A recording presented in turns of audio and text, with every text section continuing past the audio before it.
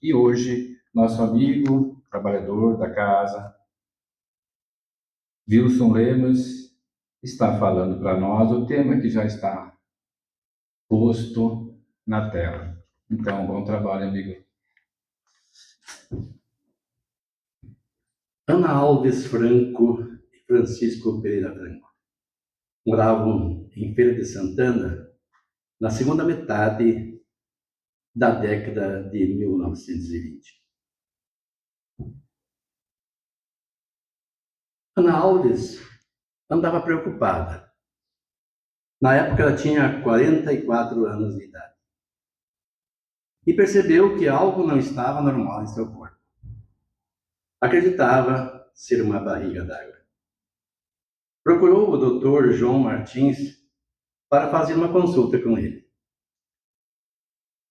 O Dr. João Martins logo viu se tratar de uma gravidez tardia e aplicou-lhe uma bronca. Ana, como você deixou isto acontecer? Ele sabia da condição da família. Ela já tinha 12 filhos, além disso, uma idade já um tanto quanto avançada para ter filhos. Lembrou-lhe das dificuldades da família, que atravessava difícil situação econômica. E lembrou-lhe também que o filho poderia nascer anormal. E sugeriu-lhe um aborto. Que é isso, doutor? Disse Ana. Imagina, Francisco está trabalhando bastante, nada nos vai faltar. O médico insistiu. Além de vocês não poderem criar a criança, como eu já disse, ela pode nascer com defeitos. E a gravidez é de risco. O médico fazia uma análise pragmática, como as pessoas hoje costumam fazer. Aquela que olha o objetivo e muitas vezes não pensa nas consequências. Matar meu filho? Nunca, redarguiu ela. Não acho certo, doutor. Antes morrer a matar. E o menino vingou. Meses depois, em 5 de maio de 1927, Divaldo Pereira Franco nasceu em casa. Não anormal, como previa o médico, mas paranormal, como os anos depois demonstrariam. Dos irmãos, o caçula conheceu apenas 7. Otília, Genésio, Nair, Judete, Osvaldo, João e José. Antes do nascimento dele, Ana tivera 12 filhos. Ele era o 13º. Até o cumprimento da sua gestação, ele perdera os demais irmãos, que não conhecera. Com essa pequena história de um grande expoente da doutrina espírita dos últimos tempos, e que nos deixa uma saudade da sua verve, da sua capacidade de trazer para nós as informações do alto, como médium, como orador espírita e como atuante dentro do movimento. Queremos desejar a todos nós aqui presentes ótimos momentos de reflexão, que possamos captar o máximo possível das lições que nos deixa a história deste homem. A começar pela sua concepção inesperada e da notícia dada por um médico, como eu disse, pragmático, que desejava que ela interrompesse a gravidez, porque corria risco de ter uma vida difícil, porque imaginava uma pessoa com 12 filhos, com 44 anos, o pai com poucos recursos, como sustentar aquela criança, que ainda poderia nascer anormal. Hoje, na nossa sociedade que se diz moderna, há um certo movimento que defende a liberdade da mulher de ter a escolha sobre o seu corpo, dizem eles. Negam que aquele ser que está sendo gestado tenha direitos. Alegam, na sua defesa, de que aquele ser não tem consciência da sua existência, portanto, não tem sensibilidade. E isso foi propagado por um homem que se projetou no meio acadêmico e científico como um médico, Bernard Nathanson. Nos Estados Unidos, ele foi um dos maiores, se não o maior abortista. Ele mesmo fez 5.000 abortos. Presidiu outros 50.000 na clínica que dirigia. Ele tinha uma vaga ideia de que, de fato, aquele ser que eles destruíam antes do nascer tinha sentimentos, tinha emoções, mas procurava acomodar a consciência, negando. Ele usava o recurso de manipular dados para induzir as pessoas a acreditar no que ele falava. Se um número X de mulher morria nos abortos clandestinos, ele multiplicava por 10, por 100, por 1.000, e jogava isso nos bancos acadêmicos, na imprensa. E dizia ele que a sociedade, que não quer ficar para trás, como desinformada, aceitava aquelas ideias. Uma vez aceita, ele dobrava o número, até que conseguiu implantar a ideia nos meios acadêmicos. Mais tarde, Bernard Nathanson assumiu uma clínica de maior poder econômico, com aparelhos mais modernos, e que já tinha a possibilidade de produzir imagens do ser dentro do ventre da mãe. E aí ele não pôde mais afogar a consciência, porque ele viu a luta daquele serzinho para fugir da agressão que sofria, que lhe arrancava os pedaços do corpo. Como numa tentativa de gritar desesperada, mas que não produzia som. Ninguém ouvia. Então ele mudou radicalmente. De um defensor da ideia do aborto, passou a ser um defensor da vida. E começou uma nova batalha. Essa mais difícil. Porque agora aqueles que seguiam as suas sugestões ouviam como alguém que perdeu o juízo, que mudara de lado, que não tinha razão. As mesmas ideias que ele usava para combater os que defendiam a vida agora eram usadas contra ele. E ele morreu nessa batalha até pouco tempo. Não conseguiu o mesmo sucesso que tivera na implantação da ideia do aborto, que se espalhou pelo mundo e foi aceito legalmente em vários países. E se luta para que no Brasil seja aceito. No Brasil, a nossa legislação permite o aborto em 3 situações: perigo de vida da mãe, caso leve a gestação adiante, uma criança anencéfala, ou então estupro. E o Espiritismo, o que diz? O Espiritismo abre uma exceção. No caso de perigo de morte da mãe. Única exceção. Mas Bernard Nathanson não aceitava nem essa tese, porque dizia ele naquele tempo já que a ciência evoluía tanto que não havia mais risco da mãe desde que usava os recursos adequados. Claro, ele pensava em termos da saúde americana, que não é a do mundo. Então, ainda para nós, aqueles que não têm recursos suficientes, é até aceitável um caso de perigo de vida ou de morte da mãe fazer o aborto. Mas neste único caso, segundo o Espiritismo. Porque mesmo a criança anencéfala, ela tem um espírito vinculado a ela. E no aborto, vai se punir quem? A criança inocente, enquanto muitas vezes, naquele caso de estupro, o estuprador anda solto pela rua.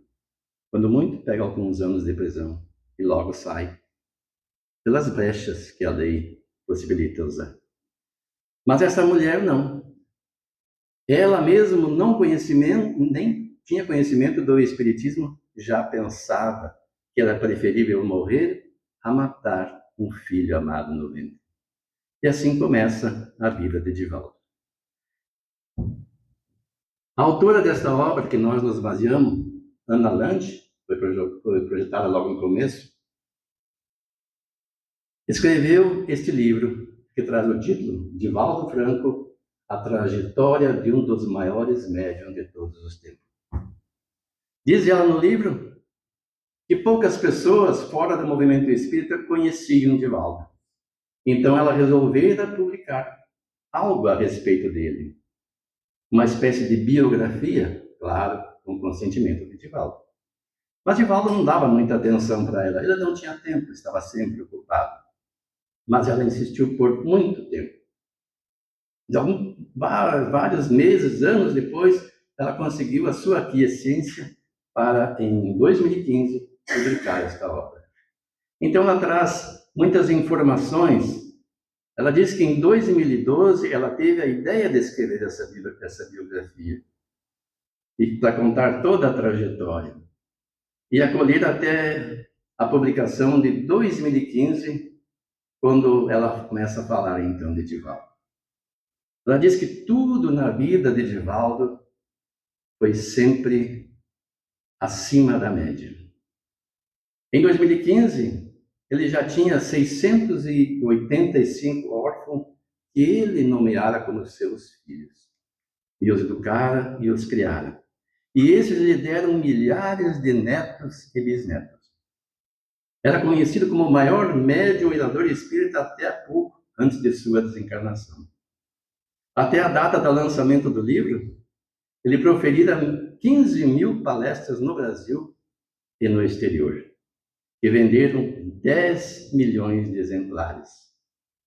Toda a renda foi e continua sendo doada à sua maior obra física, a Mansão do Caminho, fundada hoje já há mais de 70 anos lá em Salvador. Divaldo não parava. Em suas últimas viagens ao exterior, até 2015, que é a data da publicação do livro, passara por 40 dias dividindo-se entre 28 cidades e 14 países europeus. Viajava sempre sozinho. Naquelas ocasiões, por estrita falta de tempo, raramente fazia turismo. Hospedava-se em hotéis econômicos, cumpria agendas apertadíssimas e buscava manter sua rotina de trabalho, que incluía psicografar livros ditados por espíritos diversos.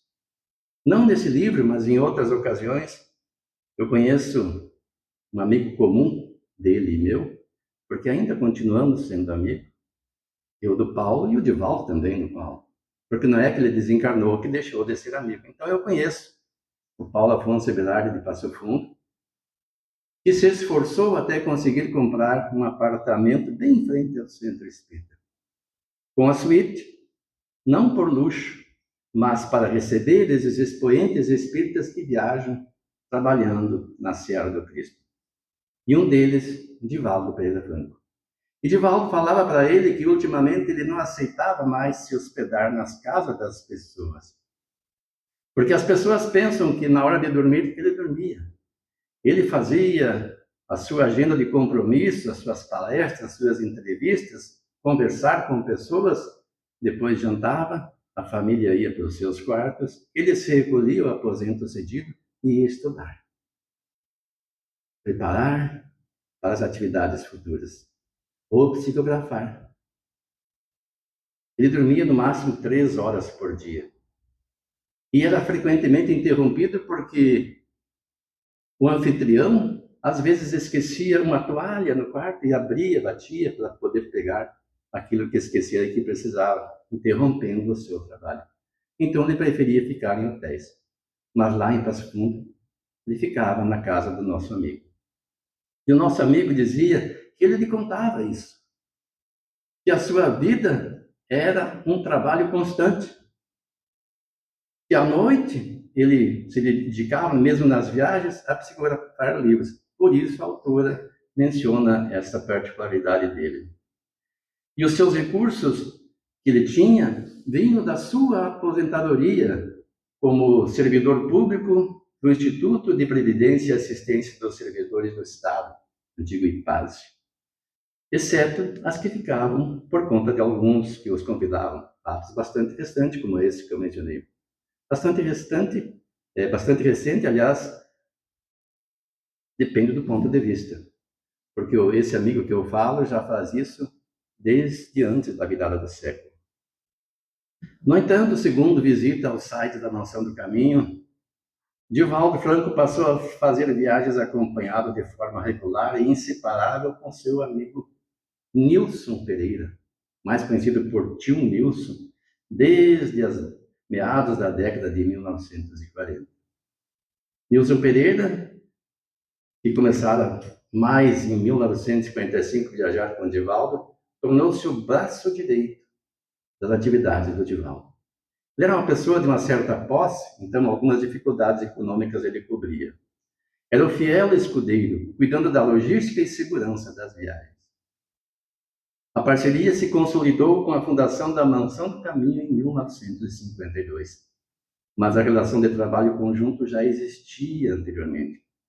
Nilson Pereira, descrito como um anjo guardião, acompanhava Divaldo para garantir sua segurança e bem-estar, contendo as dificuldades, como eu falei, ele tinha um poder econômico, e agindo como um apoiador constante, especialmente nos anos em que o trabalho de divulgação da doutrina espírita se internacionalizou.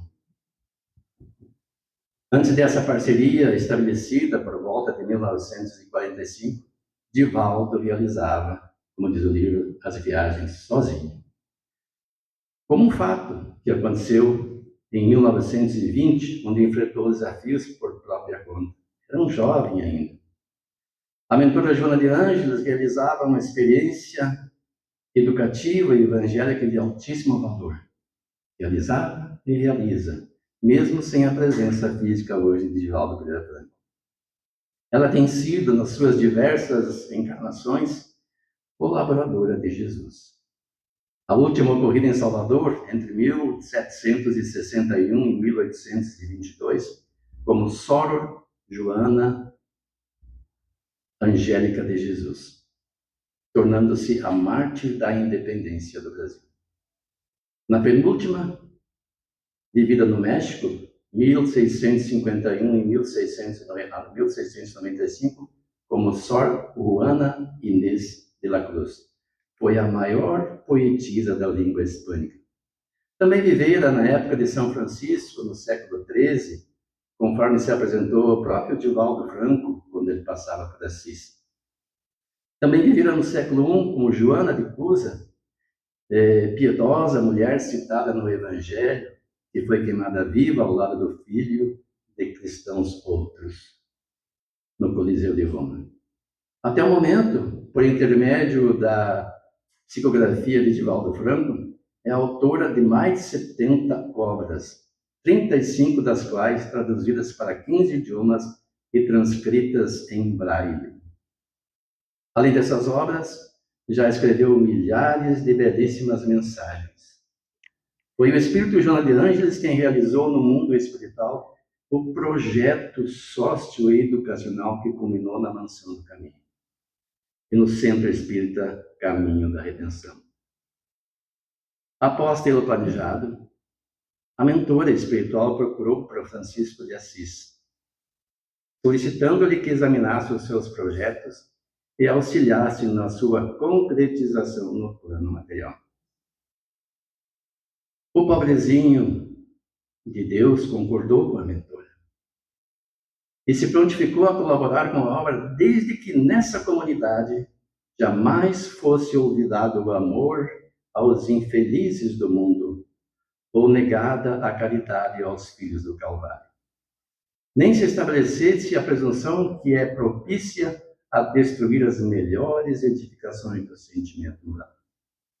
E aqui nós observamos que nesse caso, em particular, mas em quase todos, se não todos os casos de projetos que se concretizam na matéria, de empreendimentos que buscam levar o Evangelho de Jesus às criaturas, existe um planejamento no plano espiritual. Espíritos projetam o que desejam fazer. Buscam o auxílio de outros espíritos de maior envergadura, pedem-lhes conselhos e aí procuram alguém disposto a trabalhar. Neste caso, encontraram Divaldo e Nilson. A pessoa pode dizer, mas então ele vai sair procurando e vai encontrar alguém na sociedade. Muitas vezes, na maioria dos casos, nós já fazemos um projeto de fazer um determinado trabalho, antes mesmo da encarnação. Porque ao final de cada desencarnação, nós fazemos uma análise do que fizemos, dos acertos e dos erros, para aprimorar os primeiros e corrigir os segundos. E nós somos auxiliados pelo nosso mentor espiritual e por outros espíritos que se interessam pelo bem, a planejar uma próxima encarnação. E dependendo da capacidade da pessoa, ela pode aceitar desenvolver determinado projeto. Aí desencarna, vem as questões materiais, como aquela memória apagou do seu planejamento, mas fica a intuição, a vontade de agir, ela é encontrada. Divaldo dizia para sua irmã, de mais idade, quando ela perguntava: o que você deseja ser quando crescer? Porque ele era o bebê da família. Ele dizia: padre ou um médico. Então seja os dois, dizia ela. Ela era uma pessoa que ascendera, isso eu vou falar numa próxima palestra na sociedade, e tinha posses, inclusive ajudava a família. Então Divaldo já tinha esta tendência. Nilson de Souza Pereira, popularmente conhecido como tio Nilson, nasceu em 26 de outubro de 1924, no subúrbio ferroviário de Plataforma, na cidade de Salvador. De origem humilde, porém detentor daquela sabedoria peculiar, telegrafista do Ministério da Marinha e servidor público dos Correios e Telégrafos. A partir de 1945, vinculou-se ao médium Divaldo Franco do Ideário do Bem. As pessoas podem estar pensando assim: o Wilson não disse que ele tinha dinheiro. Alguns servidores públicos do passado conseguiam guardar, eram econômicos, sabiam administrar seus bens, então conseguiam um certo patrimônio. Ambos eram jovens, com 20 e 18 anos, respectivamente. Juntos e orientados pela mentora Joana de Ângeles, edificaram a admirável obra que é o Centro Espírita Caminho da Redenção, fundado em 7 de setembro de 1947, cujo epicentro é a Mansão do Caminho, fundada em 15 de agosto de 1952, mais ou menos 6 anos antes de eu nascer. Tio Nilson foi o presidente e administrador dessa grande obra que tem alcançado plenamente seus objetivos. Nós sabemos que a Mansão do Caminho atende mais de 3.000 pessoas por dia. É uma verdadeira cidade, eu ainda não conheço. Pretendo um dia, talvez, ir lá conhecer. Em 30 de dezembro de 2005, fui agraciado, tal como Divaldo Franco, é claro, como título de Embaixador da Paz do Mundo, concedido pela Embaixada Universal da Paz em Genebra, capital da Organização Mundial da Paz ligada à ONU. Tornou-se o 206º Embaixador da Paz do Mundo. No ano de 2007, recentemente, como reconhecimento do seu incansável labor na área de assistência social e solidariedade humana, tio Nilson recebeu a honrosa medalha 2 de julho e retornou à pátria espiritual em 21 de novembro de 2013, aos 89 anos. E logo no começo dessa obra, a autora coloca essa citação de Mohammedas Karamchand Gandhi: se um único homem avança um passo na vida espiritual, a humanidade inteira ganha com isso. Em sentido contrário, a agressão de um só faz o mundo inteiro dar um passo atrás. Parece uma frase apenas para causar impacto, sem muita profundidade. Mas vamos analisar, frase por frase. Na primeira, um único homem avança um passo na vida espiritual, a humanidade inteira ganha com isso. Como é que vivemos a maioria das pessoas na sociedade? Não fazemos nem o bem, nem o mal. Estamos em cima do muro. Somos mornos. E o que Jesus disse a respeito dos mornos? Não és frio, nem quente, portanto vomitar-te-ei de minha boca. Jesus não gostava das pessoas acomodadas, não é que não gostava, ele não apoiava a acomodação. A vida é movimento. E nas obras básicas nós encontramos lá uma questão. Basta não fazer mal para agradar a Deus? Não, é preciso fazer o bem, porque sereis responsável pelo mal que advier do bem que deixardes de fazer. Então, se uma pessoa que está nesse caminho da acomodação, que só se preocupa em cumprir com os seus deveres, não faz mal para ninguém, trabalha, é honesto, come, bebe, dorme, namora, e vai levando a vida até desencarnar. Qual a utilidade dessa pessoa? Mas se de repente ela desperta para a realidade da vida, da necessidade de fazer alguma coisa útil para a sociedade, e entende que aquele que ele olhava com diferença antes é um irmão seu, criado por Deus, com as mesmas potencialidades, com as mesmas necessidades, com a mesma capacidade de amar ou mesmo de errar. E que tudo o que acontece ao semelhante repercute em cadeia as pessoas ao seu redor. Então, se essa pessoa mudar e ajudar uma pessoa, com vontade, não por obrigação, com amor, com prazer. Esse contato com aquela pessoa vai provocar na outra um sentimento correspondente. E ela, se for reconhecida, vai querer reproduzir o ato com seu semelhante. E numa imagem fica como quem joga uma pedra num lago de água serena, aquela onda de bondade se propaga em círculos concêntricos, atingindo toda a humanidade. E a segunda frase? Em sentido contrário, a agressão de um só faz o mundo inteiro dar um passo atrás. Às vezes pensamos que não, tem coisas que acontecem lá no Oriente, acontece lá no Japão, lá na Indonésia, China, na Coreia do Norte, lá no México, nos Estados Unidos. Não tem nada a ver com isso, e é verdade, a gente é assim. Eu me recordo, fazendo meia-culpa, quando houve o incêndio da Boate Kiss, eu acordei de manhã, liguei a televisão, naquele tempo eu assistia a televisão, hoje eu não assisto mais a televisão aberta, por razões pessoais, prefiro nem falar. Mas naquele tempo eu assistia, estava lá o noticiário, e eu tomando café. Incêndio numa boate, jovens, eu pensei comigo mesmo, o pessoal também, né, apronta cada uma dessas boates, achando que fosse na Europa.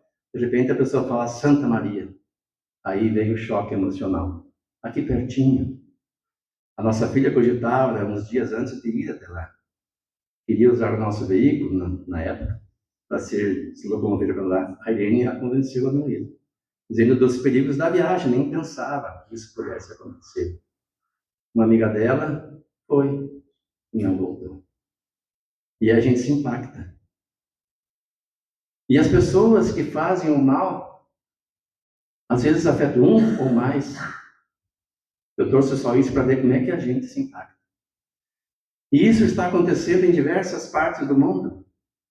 Em lugares que as mulheres não têm os mínimos direitos, não podem nem sequer mostrar os cabelos, que são martirizadas e até mortas. E tem gente que não se importa com isso. E algum até defende as causas daquele país como se fosse a causa do povo. Sem querer, eles defendem a causa dos opressores. Então é ignorância. Então essas pessoas causam mal que, da mesma forma como aquela pedra do bem, se propaga em ondas concêntricas, destruindo famílias, destruindo lares, destruindo a sociedade. Explorando os velhinhos nas suas aposentadorias, fazendo confiscos, vamos dizer confiscos mesmo, de valores. Mas é pequeno, 60, 70 reais. Mas vai fazer falta para comprar o remédio que o sistema de saúde não distribui. Vai fazer falta para comprar o ingrediente que ele podia usar no pão para comprar o leite. O vendedor vai vender menos e a reação em cadeia acontece. Bilhões de reais foram desviados. Qual é o efeito na sociedade disso? Ah, mas eles estão recebendo de volta. Quem está pagando? A sociedade. Os que cometeram o delito, não. Estão por aí, criando manobras para fugir da sua responsabilidade. Então, essa frase de Gandhi, infelizmente, ainda é uma realidade para nós. E vai continuar por um certo tempo. A gente fala muito no mundo de regeneração como se fosse amanhã ou 2050. Mas no livro que Divaldo nos deixou, o rumo ao mundo de regeneração está escrito. Está sendo feita uma limpeza no plano espiritual que circunda a Terra. As regiões de grande sofrimento, em que espíritos estavam lá afastados, isolados, está sendo saneada. E muitos têm a oportunidade de retornar à reencarnação e fazer um novo futuro para eles através de uma nova postura. E cabe a nós dar o exemplo, porque eles nos observam, são agressivos, são provocadores, para ver a nossa reação. E se nós agirmos como eles, nós não estaremos colaborando. E são esses que estão aí, que estão perturbando a sociedade. Temos que auxiliar o plano espiritual superior que está dando a eles esta oportunidade. Vai haver um período de perturbação ainda por um tempo indeterminado, enquanto esse estado se fizer presente. Alguns já estão jovens, outros já estão adultos, desses que reencarnam nessa situação. É a última oportunidade que tem. Depois que todos eles tiverem esta oportunidade, aqueles que se transformarem observando a boa conduta daqueles que estamos um pouco à frente, ou que imaginamos que estamos, poderão ter o direito de continuar reencarnando aqui. Aqueles promotores dessa desordem, não. Leiam esta obra que eu mencionei. É de Manuel Filomeno de Miranda, através da psicografia de Divaldo. Mas voltemos a 1931. Essa é uma foto que foi tirada em branco e preto, na época eu colorifiquei, da Feira de Santana, da cidade onde nascera Divaldo Pereira Franco. Ele estava dando os seus primeiros passos como criança no processo de preparação para a têmpera moral, para as tarefas como missionário que aceitaram. O pai era comerciante de fumo. O trabalho não garantia luxo à família, mas permitia uma vida sem grandes privações. Pouca coisa a família precisava comprar. Muita coisa era produzida em casa. As roupas eram herdadas pelos menores dos que iam crescendo. Alguém já passou por essa experiência? Eu não, porque eu fui o primogênito. Mas eu observei muitos passarem. Divaldo, como caçula, recebia o que for usado pelos irmãos mais velhos. A criança crescia e a roupa que já não servia para ela era usada pela menor, na qual agora servia ou sobrava um pouco, às vezes ficava um pouco apertada. Se for rasgada pelo desgaste do tempo, era remendada, mas não descartada. Divaldo tinha uma camisa de passeio que não sabia mais dizer qual era a cor original. Perguntou à mãe, ninguém sabia. E os irmãos se divertiam com isso. Dona Ana, segundo Divaldo, foi a pessoa mais terna que conheceu. Trabalhava duro, buscava água na fonte, cozinhava e, acima de tudo, cuidava bem dos filhos. Mesmo quando as coisas não iam bem, ela não reclamava. Tinha uma frase que adorava repetir: Deus dá conforme o nosso merecimento. Para Divaldo, essa foi a maior lição que sua mãe lhe deixou. Não valorizar problemas ou incompreensões. E nós? Como fazemos? A maioria de nós tem uma tendência perniciosa de valorizar os problemas pessoais. E aquilo que entendemos que é a incompreensão do semelhante. E é bem comum a gente ver pessoas se encontrando. Essa noite eu tive uma enxaqueca assim. Mas não foi igual a minha. Está se queixando mais que a outra. Uma competição de quem sofre mais. Parecem masoquistas que têm prazer em sofrer. Bom dia, falando, como é que está? Eu estou melhorando. Aquele que já evoluiu um pouco. Uma queixa escondida de quem sofre. Em vez de demonstrar sorriso por estar vivendo, por ter a oportunidade de enfrentar as consequências de estar no mundo de provas e expiações que são decorrentes de um passado delitoso de todos nós que estamos aqui. Porque na Terra, salvo exceções dos missionários, ninguém é bom. Isso Jesus disse, foi Jesus que disse, não sou eu. Vós que sois maus, disse ele, se um filho vos pedir um pão, não lhes dais uma pedra. Não excluiu ninguém. Por que somos maus? A Terra é um mundo de provas e expiações. Provas, experiências que precisamos passar para provar que já aprendemos alguma coisa no caminhar evolutivo. Porque nós não somos espíritos que recém-encarnamos pela primeira vez. Nós nem sabemos o número de encarnações que já vivenciamos. E certamente, num determinado ponto da etapa evolutiva, nos equivocamos. E aí, nascemos na Terra. Onde temos que demonstrar para nós mesmos, para nossa consciência, que já aprendemos através das provas. O que são as provas? Esses convívios difíceis de pessoas que não nos compreendem, mas quando nós não aproveitamos as provas, nos melindramos, guardamos rancor. E as expiações, o que são? São as consequências dos nossos atos infelizes. Aquele que cometeu suicídio vai sofrer um novo corpo, a depuração do dano que causou no seu perispírito. Se morreu por excesso de fumo ou de álcool, prejudicou também o seu perispírito. Vai nascer com problemas no fígado ou no aparelho respiratório. E assim por diante. Alguém que se jogou no precipício pode nascer com problemas de locomoção. Isso é expiação. E não podemos fugir. Mas o que podemos fazer? Podemos atenuar o sofrimento. Encarar esta situação como uma oportunidade que Deus nos dá de nos redimirmos, de nos recuperarmos dos defeitos que trazemos. E que deformam o nosso corpo perispiritual, que não morre com o corpo físico. E que será o veículo de manifestação depois da nossa desencarnação, como este aqui é o veículo de manifestação aqui na Terra. É só um outro padrão vibracional, mas para o espírito é a mesma coisa. Ele tem um coração que pulsa, ele respira, ele sente certas necessidades similares à nossa. Ele sente a necessidade do convívio, do intercâmbio de energias.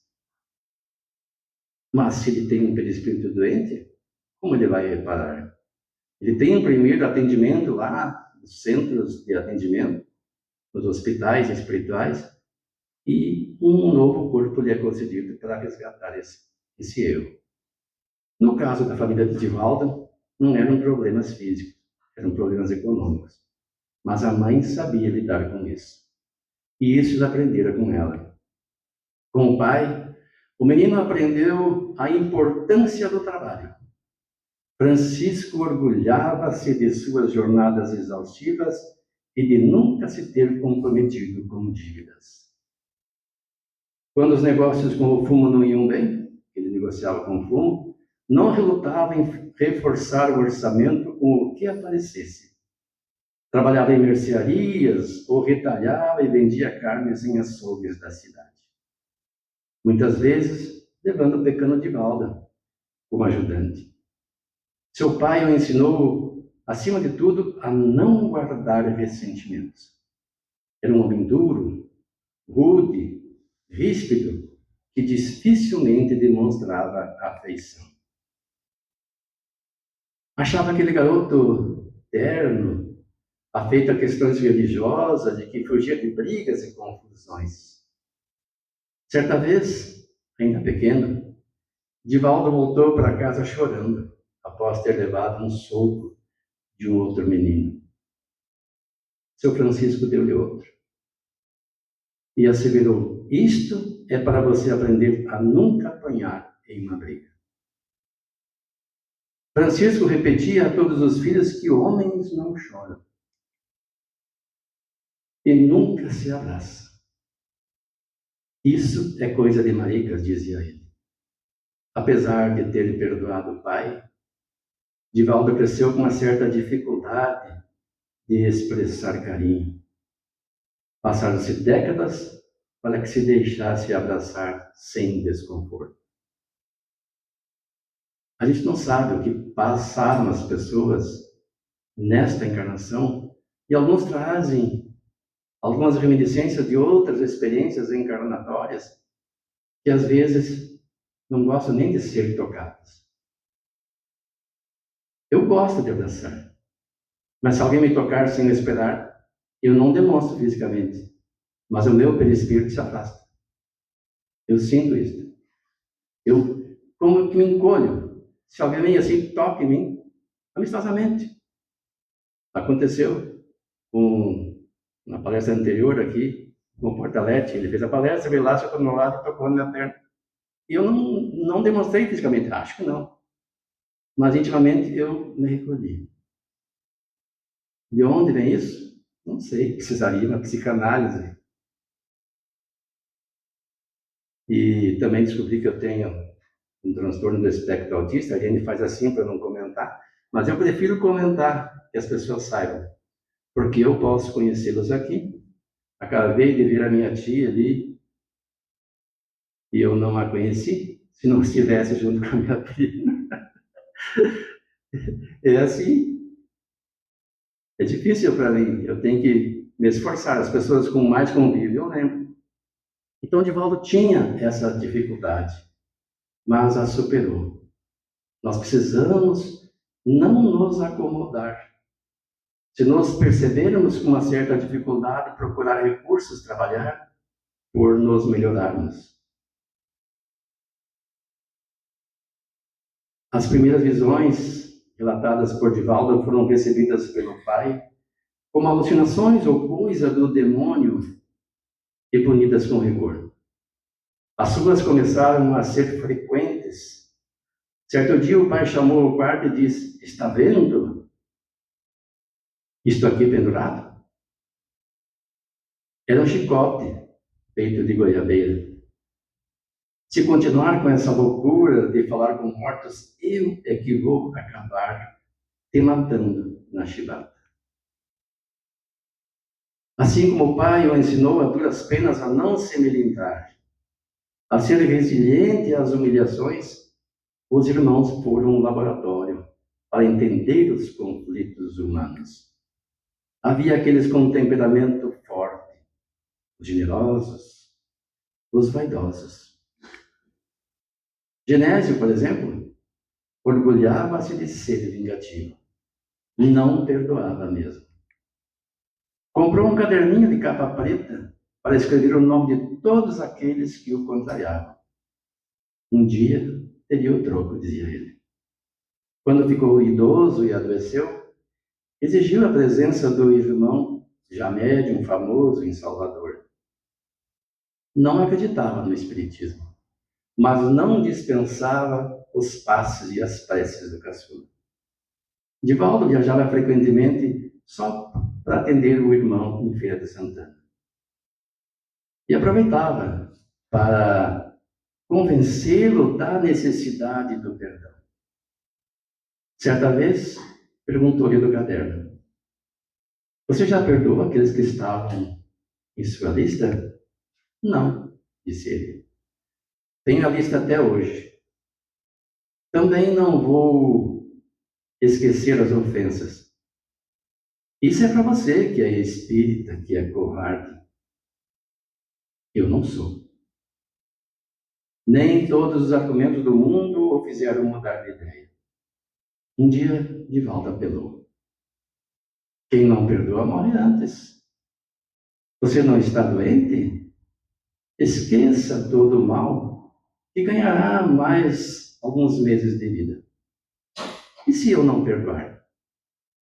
Bom, aí vai viver só mais poucas semanas. O rancor foi mais forte. Genésio morreu exatamente 14 dias depois, aos 92 anos de idade. Divaldo contou que o irmão já se preparava para reencarnar. Desta vez, com alguns problemas físicos e neurológicos, decorrentes de todo o ressentimento que alimentou durante a longa existência. Não é para nós reflexionarmos? Quantas pessoas dizem que não vão mudar? Eu nasci assim, eu sou mesmo assim, dizia aquela música, né? Sempre Gabriela. Como se fosse impossível mudar. Como se o estado em que a pessoa se encontra não fosse culpa da pessoa, sua responsabilidade, melhor dizendo. Como se fosse alguma coisa que Deus a criou assim. E muitos passam a vida revoltados, ressentidos, magoados, com ódio, com desejo de vingança, acumulando energias deletérias, que vão ter que ser um dia drenadas. Como no caso do irmão do Divaldo, nascer com problemas físicos e neurológicos. Então, quando nós virmos uma criança, não vamos pensar que ela é uma coitadinha. Ela merece a nossa comiseração, a nossa atenção. Mas ela está tendo uma oportunidade de se recuperar dos erros do passado, nessa expiação compulsória por que passa, recuperando o equilíbrio perispiritual. E o que pensar das famílias?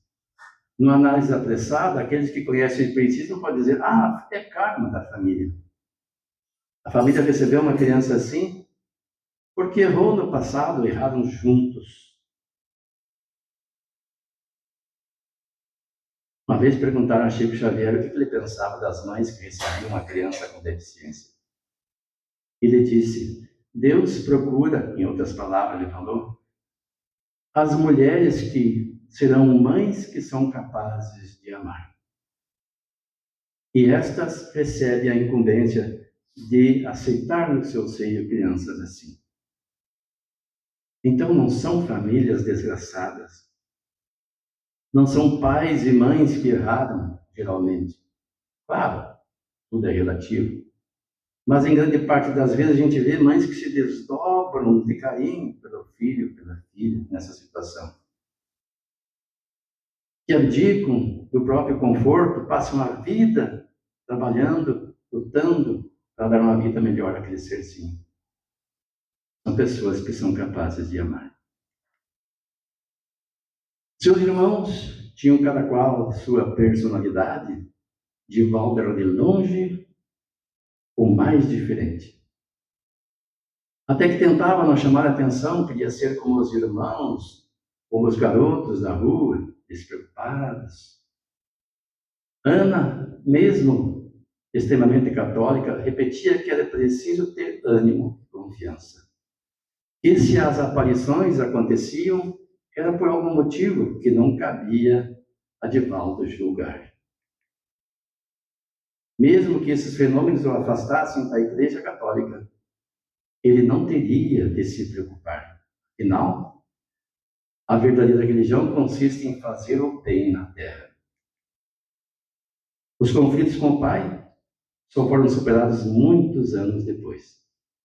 Francisco morreu em seus braços em 1966, na Mansão do Caminho, que já reunia as obras assistenciais do filho em Salvador. Havia levado para lá após o ADC, começar a apresentar os primeiros sinais da doença de Alzheimer. Esse amigo que eu mencionei, lá de Passo Fundo, tem uma tese, que as pessoas muito duronas, muito ríspidas, intransigentes, têm uma tendência a desenvolver Alzheimer. Ele citou 2 exemplos de pessoas que ele conhecia que foram assim e que desenvolveram. Claro, tem fatores, como por exemplo, o uso de utensílios de alumínio que desencadeiam. Mas toda a família se alimentava da mesma fonte, das mesmas panelas, ele foi afetado. Costumava fugir e caminhar por quilômetros até a antiga residência no centro da cidade. Um dia, o coração parou de funcionar. Passado algum tempo, Divaldo encerrava uma palestra em grande salão na cidade de São Francisco do Sul, Santa Catarina. Lotado como de costume. Estava preparando-se para sair do local quando viu a figura do pai. A todo instante, o espírito cutucava outros desencarnados para apontar que aquele era seu filho. Divaldo não resistiu. Que faz aqui, meu pai? Envergonhado, Francisco confessou: Filho, na minha ignorância eu não aceitava aquilo que você fazia. Preferia que tivesse escolhido qualquer outro caminho. Até ser jogador de futebol como seu irmão. Mas agora sou obrigado a reconhecer. Você não deixa de ser um goleiro. Só que um goleiro de Deus. Os pais sempre queremos que os filhos sigam aquilo que nós sonhamos. Não é por maldade, é por ignorância. Os pais não conhecemos as vocações dos filhos, seus projetos de vida. Se o que ele deseja fazer não é nada pernicioso para a sociedade, deixemos-lo desenvolver o seu projeto de vida. Se Divaldo ouvisse o seu pai, não teria deixado para nós o seu legado. Ana, por sua vez, tornou-se espírita antes. Assim que ficou viúva, foi morar definitivamente na mansão, em uma pequena casinha construída com os recursos do filho. Quando completou 80 anos, Ana inquiriu: Meu filho, pergunte aos espíritos se eu vou morrer. Divaldo ficou surpreso com a pergunta, porque há muito tempo ele já falava do espiritismo com a mãe. Mas, mãe, a senhora não sabe que não devemos consultar os espíritos para as coisas materiais? Eles têm coisas mais importantes para fazer. Joana não vai responder esta pergunta. Mas, meu filho, se eu te pedir, você pergunta? Como negar um pedido de uma mãe? Que, ouvindo aquele conselho do médico, optara por enfrentar as dificuldades, educá-lo, amá-lo e conduzi-lo até aquele momento da sua vida. Ele então foi perguntar a Joana, mas já adivinhava a resposta. Ela não responderia. Para sua surpresa, Joana respondeu: disse que ainda não era hora. Quando fez 85 anos, Ana voltou a questionar. Pergunte à irmã Joana se eu vou morrer. Mãe, com 85 anos, é claro que a senhora vai morrer em breve. Para que saber a data? Para estar prevenida, disse ela. Não vou ficar arrumada para que Deus me olhe e fale. Já que a velha está pronta, pode trazer. Joana respondeu, ainda não. No ano seguinte, em 1972, Ana contraiu uma das variantes da gripe asiática. Ficou bastante debilitada e precisou ser entubada. Novamente, mandou que Divaldo consultasse os espíritos. Desta vez, Jonas respondeu que sim.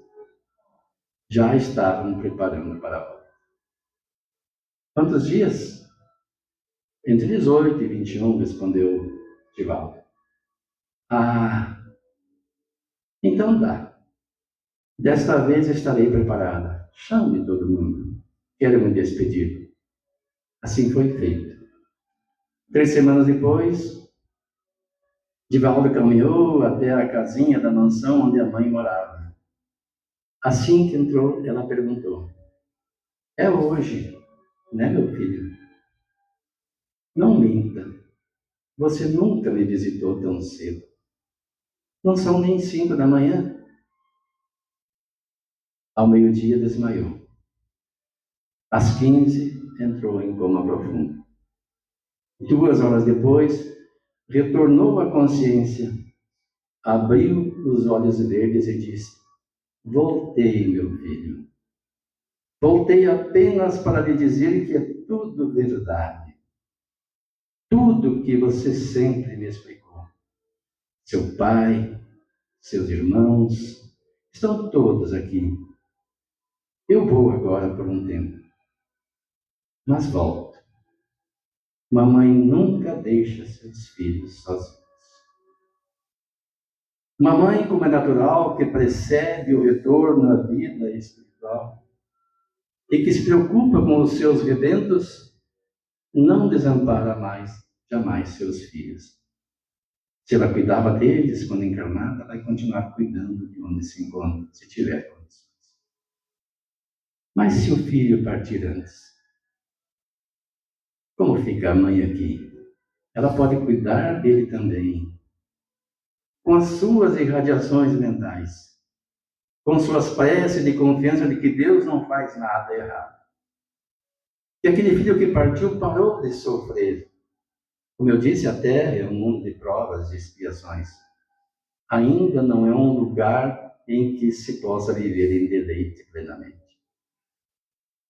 Então, quando cumprimos a nossa tarefa aqui, somos libertos desta prisão, mas também desta escola, desse hospital das almas, desse laboratório e campo de trabalho, que nos facilita o avançar.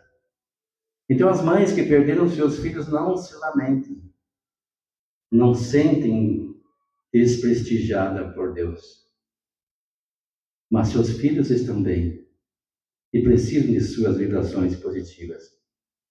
9 dias depois, o orador preferia uma conferência na cidade de Castro, no Paraná, quando subitamente viu a mãe aproximar-se rejuvenescida. Dona Ana estava trajada com um vestido de seda branca, com flores azuis, tecido com que o filho havia apresentado quando ganhou seu primeiro salário. Olha, Di, estou com a roupa que você me deu. Vai, meu filho, fala para eles que a morte não existe. Essa foi a tarefa que Divaldo assumiu em toda a sua existência como encarnado. Propagar a verdade da vida. Propagar, repetindo as palavras de Jesus que dizia: no meu reino só há vida, e vida em abundância. Eu vou para vos preparar lugar. Que possamos ficar na nossa memória com a imagem deste homem jovem, ou quando ainda era garoto e não era conhecido, que tanto trabalhou pelo bem da humanidade. Juntamente com seu amigo Chico Xavier, que dedicaram toda a sua existência em cuidar da educação da sociedade. Não só dando assistencialismo, mas fazendo a promoção social.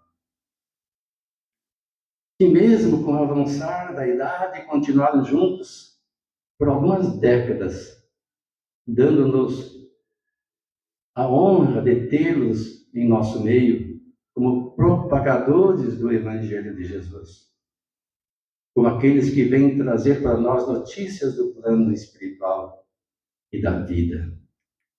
Divaldo usou todo o tempo de sua existência a trabalhar.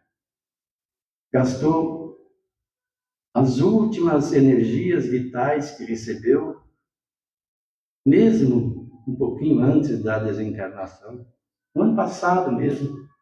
Ele não tinha mais condições de ficar em pé para falar, mas não parou. Sentado mesmo, continuava a trabalhar. A voz já não era a mesma, não tinha a mesma eloquência. Um pigarro muitas vezes o atrapalhava, mas ele não tinha vergonha de se apresentar assim. Lutou para trazer para nós o seu legado e venceu. Divaldo faleceu no dia 13 de maio do ano passado. e nos deixa um legado. Um dos maiores oradores e médiuns espíritas do mundo, fundou a Mansão do Caminho em 52 e psicografou mais de 250 livros. Certamente foi recebido por sua mãe, que disse que nunca deixaria seu filho sozinho. Rejuvenescida, junto com Joana de Ângeles, Jesus e Chico Xavier, claro, não com aquela aparência dos últimos dias de sua vida, mas com a mesma que tinha na sua plenitude de força física. E tantos outros que se beneficiaram dele e que o auxiliaram também. E o seu maior legado, nós podemos dizer, são as obras que ele deixou. E, acima de tudo, o seu exemplo de amor ao semelhante, ao Brasil e à humanidade.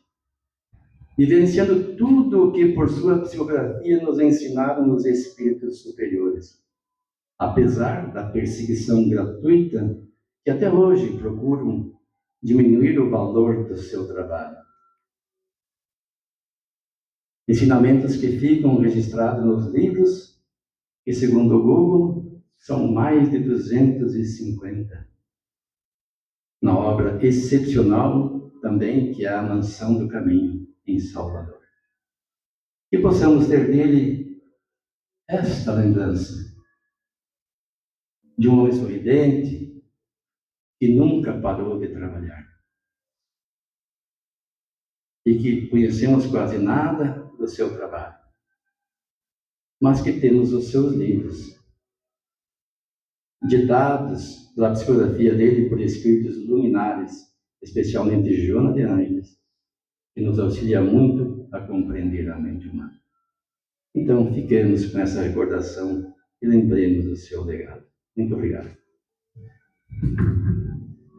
Agradecemos ao Wilson pelo seu trabalho, pela pesquisa, por gentilmente estar conosco, divulgando a doutrina espírita, doutrina do Mestre Jesus. Que Deus o abençoe. E vamos nos preparar, então, para o passe, para o encerramento do nosso encontro, assim, vibrando em Deus, em Jesus, agradecendo pelas oportunidades que temos recebido em todos os momentos das nossas vidas. Que possamos levar daqui essa reflexão do bem, do amor, da fraternidade. Que possamos também lembrar de todos que necessitam de prece, de orações, de vibrações positivas. E envolvidos, então, nessa vibração positiva de amor, de solidariedade, de paz, levamos, então, a mensagem de Jesus no coração e botamos ela, sendo o Evangelho de Jesus, aonde nós estivermos. Então, agradecido por esse encontro, desejamos uma boa semana a todos. Aqueles que desejarem o passe, em seguida vai ser assim ministrado. Convido aos aplicadores de passe para comparecer, para nós continuar o trabalho. Agradecemos, então, a todos. Obrigado.